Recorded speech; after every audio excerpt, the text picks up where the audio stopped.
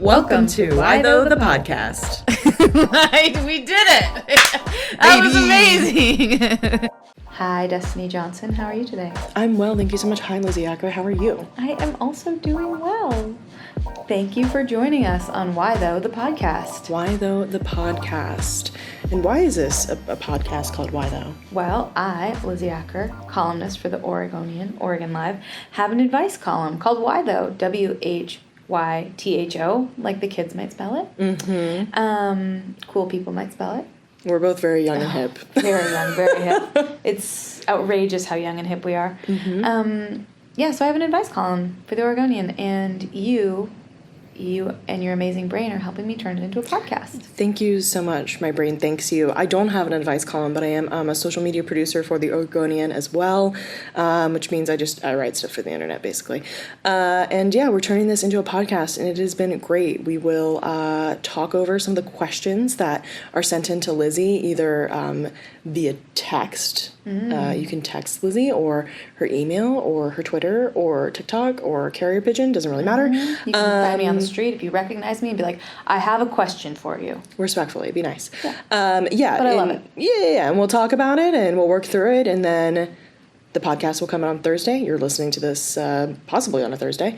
And the following Tuesday, the actual column comes out that has a distilled version of all this lovely advice that we've chit-chatted about for approximately 30 minutes. Yeah, and today's is a little bit of a very special episode. Yeah. Because I am on vacation. She sure is. Future me is on vacation. Yeah. I'm imagining myself like lakeside. I want that for you. Yeah, just relaxing. Outlook has been deleted from my phone. Heck if you want yes. to text me, I'm going to tell you how, but I'm just going to let you know you're not going to hear from me for a little bit. Because I'm on vacation. You can text the word advice to 503-751-8731, and then you just click the link and you subscribe, and you get a 14-day free trial, and then it costs $3.99 a month, and I'm actually literally going to text you. I'm going to ask you questions. I'm going to ask for your advice. I want to hear your gossip. I want to hear anything you want to tell me. Yeah, and like for real, it's not just like, hey, my column came out, please read it. Like just recently she asked some people for advice for the summer, which is super cool. That's not a question you can answer anymore. We probably already talked about it. But she will ask you for your advice or what you thought about the advice that was given in the podcast or how it was distilled in the column, and maybe even do some reader responses where she takes your advice and gives them to the masses. Yeah. But also, if you just have gossip and you're not interested in it going on a podcast or in a column, you can send that too. Yeah, you can tell me anything. Yeah. I'm a really good listener, and it's true. hard to shock. I mean, go for it. Go for it. Try. But yeah, so anyway, since I'm on vacation, not at this exact moment in real time, but when you're listening to this, I will be on vacation, I decided, we're doing a couple special episodes, but this one is, we're going to talk about a column that I wrote last summer. Yes. I think I'm at a college mentoring some youths and sleeping in an unair-conditioned dorm with my new insulin pump. So I'm not on vacation, but I am hanging out with some youths and talking about some journalism, which is cool. Summer is a difficult time, but we are making it happen for you, the listeners. We sure are, and we hope that you enjoy this. We do have so you can go back to the old columns or the new ones, at OregonLive.com/whythough. So you can see this very column and see the original advice that Lizzy had given, but I think it's a really good one to revisit. It's from somebody who called themselves Hopeful Urban Forager. And they said, "Dear Lizzy, all over my neighborhood, berries and fruit trees are popping off. So much of this fruit ends up on the ground. Can I just pick it up and eat it? What are the ethics here? Hopeful Urban Forager." As a person who wrote this column last year, I was just suddenly shocked by the pick it up off the ground and eat it. Yeah, me too. That's not what I was expecting. Don't do that. Even though I already wrote about this. Yeah, this is a good one, though, because that's the reason I wanted to revisit, because it's happening again. It happens every year. Right. It's one of those lovely things about living in the Willamette Valley. We've got a lot of fruit, berries of all kinds, cherries. People are growing vegetables, and sometimes this growing is happening on the park strip. What do you call it in Florida? Do you know what I'm talking about when I say park strip? I don't. Parking strip, maybe? It's like the part of the like lawn that's on the other side of the sidewalk next to the curb. Okay. Not popular in Florida. Yeah, interesting. I feel like that's one of those things that there's like different terms for it, and I just was calling it the park strip, but I meant the parking strip. So Interesting. but I don't know what people call it. Text me. When you said that to me originally, that's not what I was thinking. I was thinking like a median in a parking lot. Oh, okay. I'm from Florida. Yeah, Destiny's from Florida. Which I'm explains a from lot about Oregon. me, but also this.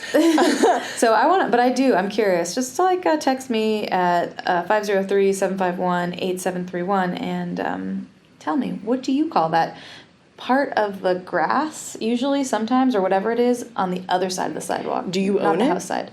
You're responsible for it. Do you own it? That's a good question. I think you probably own.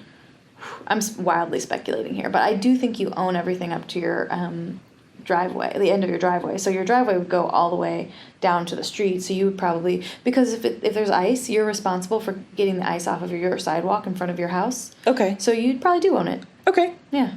Nice. Yeah, because it's up to like people who live in a neighborhood to decide whether or not to get sidewalks, right?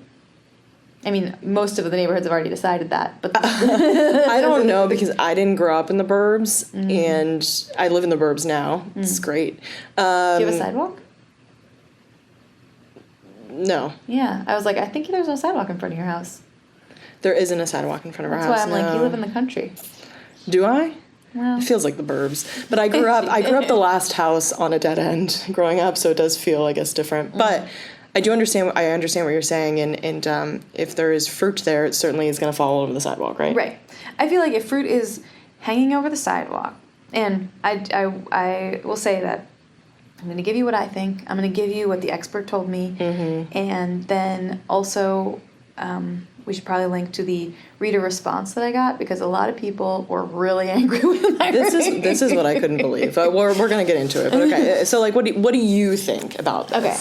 My personal, and this is based on my moral and ethical code as a human being. Sure. I believe that if fruit is hanging over the sidewalk, or even like you can turn while you're walking down the sidewalk and pick a berry or something like that, it's fair game. I mean, there are like, right now, there's raspberries everywhere in my neighborhood. And if you're walking down the street and there's like ripe raspberries next to you, first of all, it's almost humanly impossible not to pick one and eat it. They're so good. There's nothing better than a ripe raspberry. Second, they are ripe for a millisecond. They are, sorry, I don't mean to yell, but I feel strongly about this. These berries, especially like, berries, I'm talking about berries right now. They're not ripe for very long. They're not good for very long. So if you see a ripe one, I think you should eat it. I think it's almost your responsibility to eat it, because it's either you or a squirrel. So I agree. I was exposed to some fruit trees as a child, but there are so many wild forageable things that grow in the Willamette Valley in Oregon, like everything from like garlic to mushrooms to fruit to, that's on trees or on bushes. I've never seen a wild raspberry in my life. We used to go blueberry picking, but you go to a farm. Right. It was, they were cultivated there, and that's great. You pay by the pound and then you bake a bunch of stuff. But I think it's such a unique experience that there's fruit here everywhere, and why don't you want to share it? I follow this girl on TikTok. Her name is Black Forager, but her actual real life name is Alexis Nicole, and she talks about sort of ethical foraging. First of all, you really got to make sure that what you're getting into is edible. Oh, that is number one. There are a lot of things that look like raspberries, that look like apples, that will at best give you a little bit of tummy trouble, at worst send you to the hospital. So please be careful if you're foraging. But also, she talks a lot about foraging rules, and I'm not even a forager, I just think her content's so interesting. But that if you do take things, you shouldn't enter somebody's private property. Oh, yeah. That you should ask them before you do that. But if it's in the parking strip, as we call it, if it's hanging over the sidewalk, that it's kind of fair game if you can, without reaching over into someone's property or something, go for it. Yeah. But you should be really cognizant of what you're doing, because people can get mad at you. You should only take what you can use, and you need to leave enough for, one, other foragers, and two, the squirrels to do their jobs, right? Little animals, also bugs, will take the fruit of these plants, which is the plant trying to reproduce, and then go help the plant reproduce. That's what nature's supposed to do. So, like, as long as you're following those rules, I think people who are saying they're mad about people taking their fruit that's hanging over the sidewalk are lying. Yeah. I think they're just mad about I own this. It's mine. It doesn't matter. I'm almost unsure that those people who responded even have fruit. But, I mean, I basically said in this column, and I'm going to say it again, I'm pretty sure this is what I said, because this is how I feel. You shouldn't, like, don't bring a bucket. Don't be, like, actually harvesting if somebody is there, ask them first. If you can see a homeowner or, whoever is in charge of that property, if you see someone there, ask them. Right. And then respect their answer. Yeah, it's like so reasonable. Yeah, just be a person. If like if you grab a couple berries as you're walking down the street,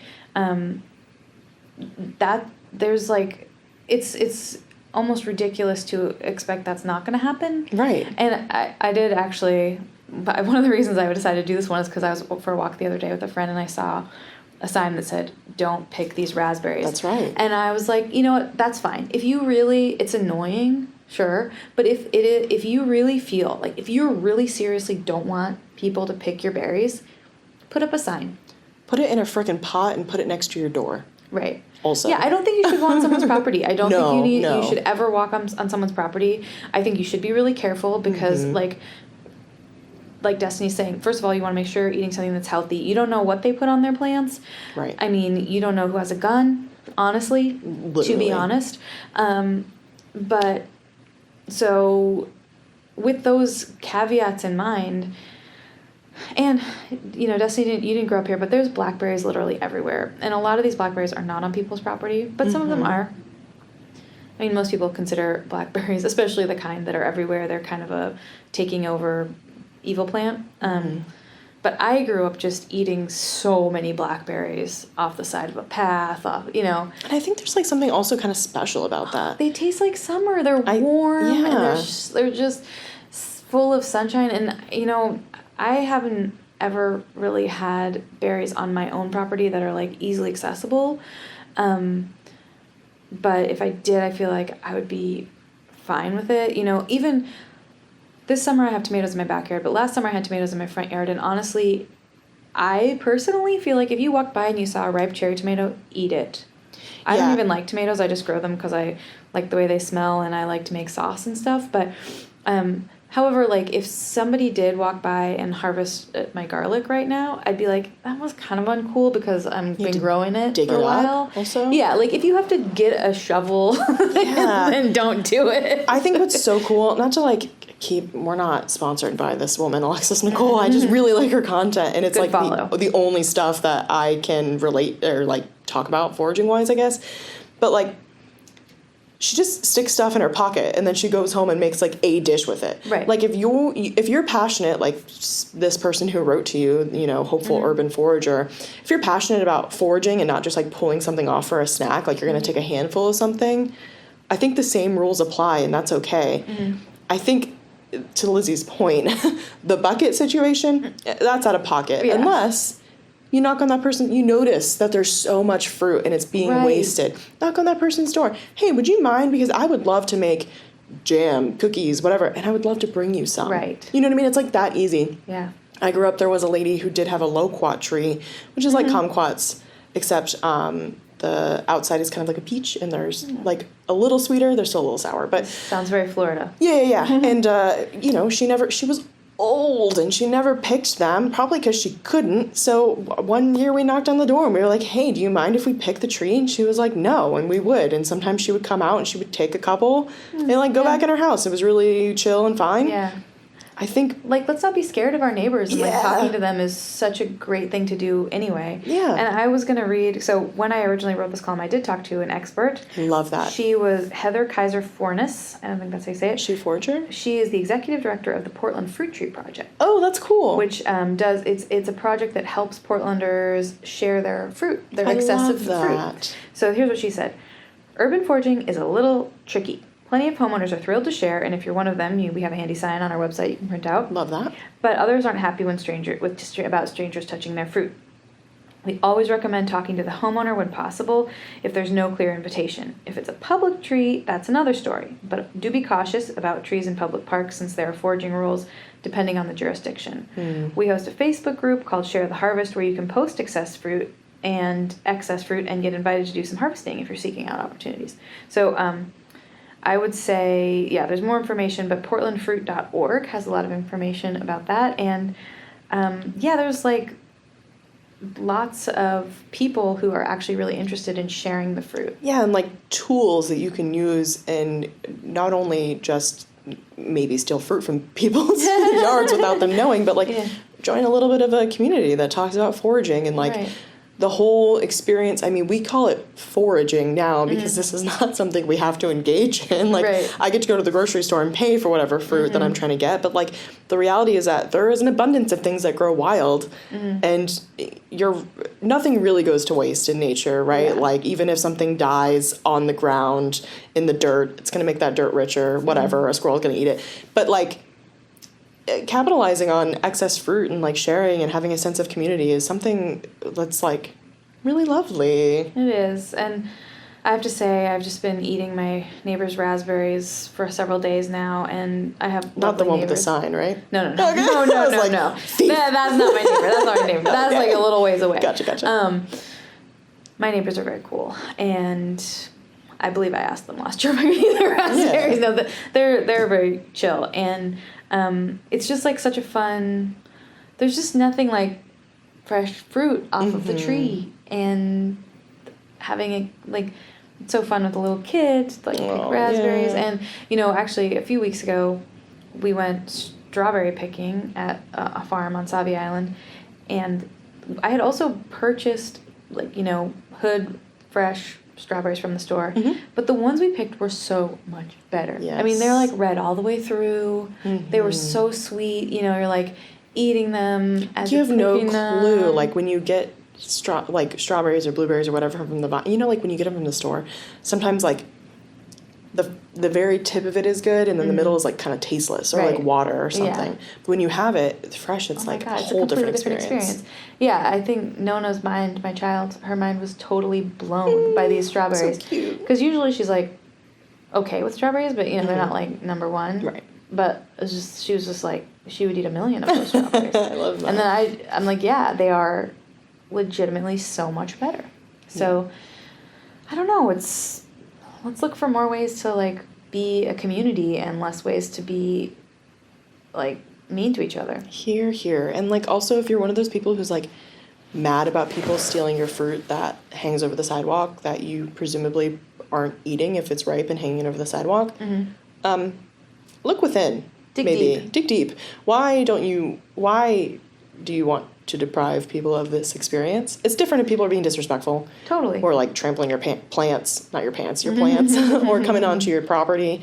That's a little different, and I can understand why you have beef. But like if somebody's just like taking your loquats off a tree and you have beef with that, it's a little weird. Yeah, I mean, I guess I think, if you're like trying to do a big harvest for raspberry jam, I get that. Put a sign up because I think it's also easier to be clear with your expectations than just get mad. For sure. And I know that when I originally wrote this column, I first put the question on Twitter and got a variety of responses. But one of them that I found I especially disagreed with was this person was like, well, if somebody's child's toy was on the front porch, and would you just take it? And I was like, that is so completely different. Because first of all, no, but somebody might. Don't leave your kid's toy on the front porch. If you don't want it to get taken, don't leave it on the front porch. So if your pot of raspberries was on the front porch and someone walked onto your property, and that's different. Yeah, that's a violation of your privacy a little bit. Yeah, and you have one toy. I mean, a berry has like I said earlier, a very short span of being edible and delicious for human beings, whereas a toy probably belongs to a child, and taking it away from them, if your kid is obsessed with one specific berry, I think that's a deeper issue with your child. No offense. But like... Yeah, that is a weird take. I just disagree. I just want to come on here and say I disagree with that take. I agree in disagreeing. I think this kind of goes back to like the idea of what's mine is mine. And like I've never, maybe it's because I grew up kind of poor, but I never what's mine is mine. It's what's mine is ours in a respectful way. Right. Not everybody has to be that way, but share. It tastes better when you're sharing it with your friends. Yeah. I mean, And also, I wouldn't leave a child's toy on the front porch. That'd be your problem if it was gone. You know, like, if you're leaving, and if you left, like, your bike on the sidewalk, I guarantee you it'd be gone when you woke up in the morning. Mm-hmm. Like, why would you do that? Because ultimately you can't control what other people are going to do. So in the vein of fruit,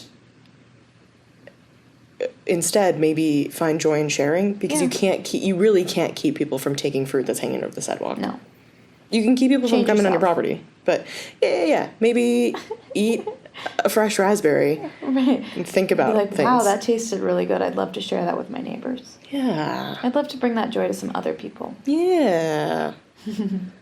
I think so. So hopeful urban forager, I hope that you use some of these tools. Mm-hmm.